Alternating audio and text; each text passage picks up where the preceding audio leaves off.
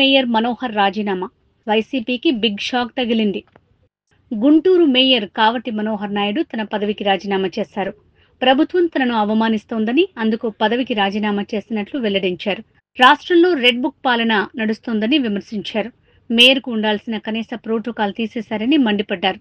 Standing committee సమావేశం సమాచారం ఇవ్వలేదని, ఇటువంటి అవమానం ఎన్నడూ జరగలేదని మనోహర్ అసహనం వ్యక్తం చేశారు.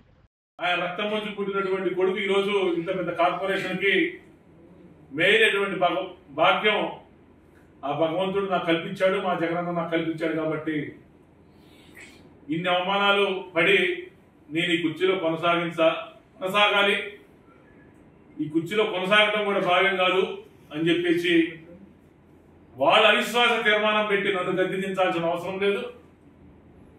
నేనే చెబుతున్నా, ఈరోజు పత్రికాముఖం సాక్షిగా చెబుతా ఉన్నా, ఇన్ని అవమానాలు భవిష్యత్తులో,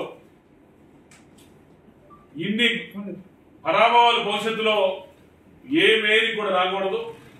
తప్పకుండా నగర ప్రజలు దీన్ని గుర్తించుకోవాల్సిన అవసరం ఎంతైనా ఉంది. ఎందుకంటే చెప్పాక ఇప్పుడు మళ్ళీ చెప్తున్నా, మున్సిపల్ కార్పొరేషన్ ఎంప్లాయీ కొడుకు మేయర్ అయ్యారంటే ఆ భగవంతుడి సాక్షిగా, ఆ పైన భగవంతుడి సాక్షిగా చెప్తా ఉన్నా, మా జగనన్న సాక్షిగా చెప్తా ఉన్నా. ఎన్ని కేసులు పెట్టినా, ఎన్ని ఇబ్బందులు గురి చేసినా నేను మా జగనన్న వదిలిపెట్టే పరిస్థితే లేదు. తప్పకుండా వైఎస్ఆర్ కాంగ్రెస్ పార్టీలో కొనసాగుతాను.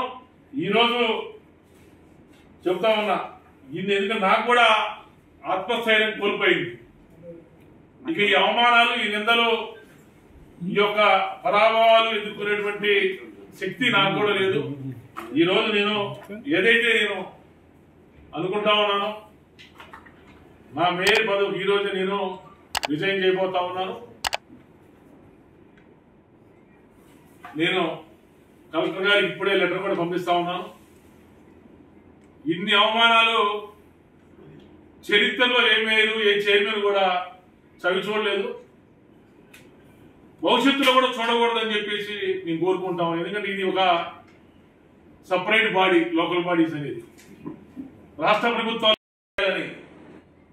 నా మీద కేసులు పెట్టాలని ఆల్రెడీ ఈ మధ్యకాలంలో 2 కేసులు పెట్టారు. వాళ్ళు ఎంత అస్థిరపరచాలన్నా నా స్థిరత్వాన్ని నేను ఎప్పుడు కూడా కోల్పోవడం అనేది జరగదు. ఎందుకంటే నా మనసులో బాధలు ఎన్నో ఉన్నాయి,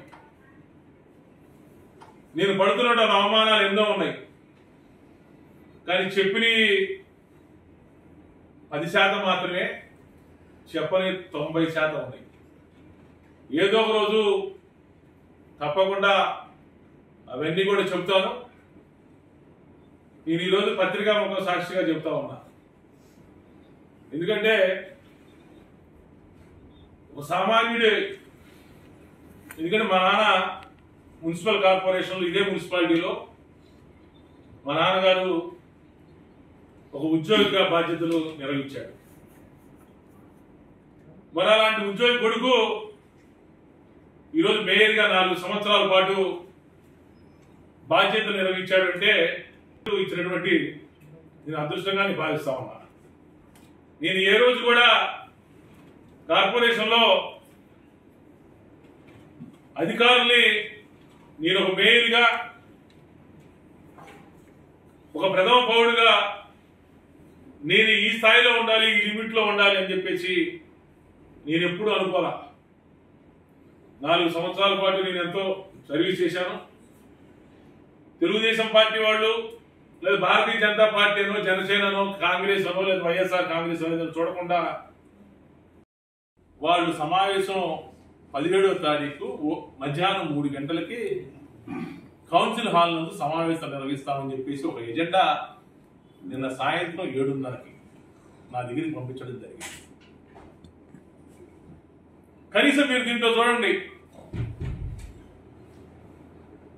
ఎక్కడైనా సరే మీ అందరూ కూడా ఉన్నారు జర్నలిస్టులు, ఎంతో మంది మేయర్లు చూశారు, ఎంతమందో చైర్మన్లు చూశారు. ఈ విధమైనటువంటి పరిస్థితి ఎక్కడన్నా సరే మీరు చూశారా అని చెప్పేసి నేను మీ ద్వారా నేను ప్రభుత్వాన్ని అడుగుతా ఉన్నా. ఈరోజు రాష్ట్రంలో ఒక రెడ్ బుక్ రాజ్యాంగం నడుస్తా ఉంది, ఒక రెడ్ బుక్ పాలన నడుస్తా ఉంది. ఈరోజు విద్యాశాఖ మంత్రి లోకేష్ గారి యొక్క నాయకత్వంలో ఈరోజు వైఎస్ఆర్ కాంగ్రెస్ పార్టీ ప్రజాప్రతినిధుల్ని అణిచివేయాలి, వాళ్ళ అధికారాలను మొత్తం లాక్కోవాలి, వాళ్ళని హ్యాండిక్యాప్డ్ చేయాలి, వాళ్ళ వ్యవస్థని పూర్తిగా నిర్వీర్యం చేయాలి అనేటువంటి ఉద్దేశంతో ఎక్కడికక్కడ అధికారులను అడ్డం పెట్టుకుని నేను అవమానాలు ఎదుర్కొంటా ఉన్నా. కనీసం ఇన్ని సభలు సమావేశాలు జరిగినాయి, ఇన్ని అభివృద్ధి కార్యక్రమాలు సంబంధించినటువంటి చర్చ జరిగింది, ఇన్ని అభివృద్ధి కార్యక్రమాలకు సంబంధించి సమీక్షా సమావేశాలు జరిగినాయి.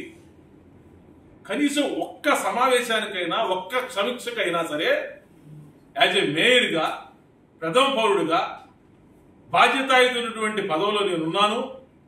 10 లక్షల మంది జనాభాకి ప్రజలు నన్ను 5 సంవత్సరాలు మేయర్గా ఉండమని నాకు అవకాశం ఇచ్చారు. కనీసం ఏ సమాచారం అయినా సరే నాకు కనీసం మినిమం ఇంటిమేషన్ ఇచ్చారా, సమాచారం అందించారా అని చెప్పేసి నేను అడుగుతా ఉన్నా.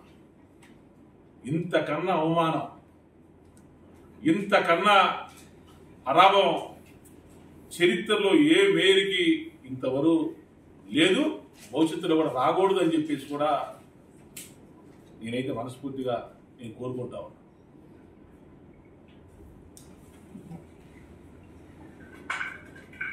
ఎన్నికైనా అంటే ప్రజాస్వామ్యబద్ధంగా 5 సంవత్సరాల పాటు ఎన్నికైన నన్ను ఈరోజు మేయర్గా గద్దె దించాలి అని చెప్పేసి వాళ్ళు కార్పొరేటర్లు ఇళ్ల మీద పడతా ఉన్నారు, కార్పొరేటర్లతో రాయబారాలు చేస్తా ఉన్నారు.